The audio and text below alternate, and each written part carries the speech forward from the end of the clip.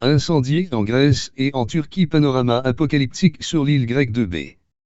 Pefki, dans la chaleur et d'épaisses fumées étouffantes, les soldats du feu livraient lundi pour le 7e jour consécutif une bataille acharnée contre le brasier de l'île de B, à 200 km à l'est d'Athènes, le plus destructeur des incendies qui touchent encore la Grèce et la Turquie. Si la plupart des feux en cours depuis près de 2 semaines étaient stabilisés ou en rémission lundi en Grèce et en Turquie, le nord de B, la deuxième plus grande île de Grèce, présentait toujours un panorama apocalyptique. Le village côtier de Pefki, dans le nord de l'île de B, s'est réveillé dans un épais nuage de fumée âcre, a constaté une équipe de l'AFP. Quelques 300 personnes évacuées de villages alentours ont passé la nuit dans un traversier amarré sur la longue plage. Au large, un bateau militaire attend tel un vaisseau fantôme sur un horizon imperceptible.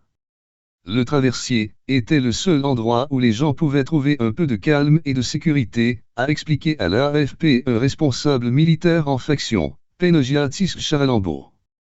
Comme beaucoup de localités proches, Pefki n'avait plus d'électricité ni d'eau, a précisé le capitaine de port adjoint.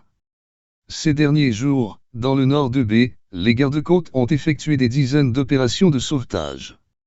2600 personnes ont été évacuées depuis le début de l'incendie, dit-il, les yeux embués par l'atmosphère asphyxiante.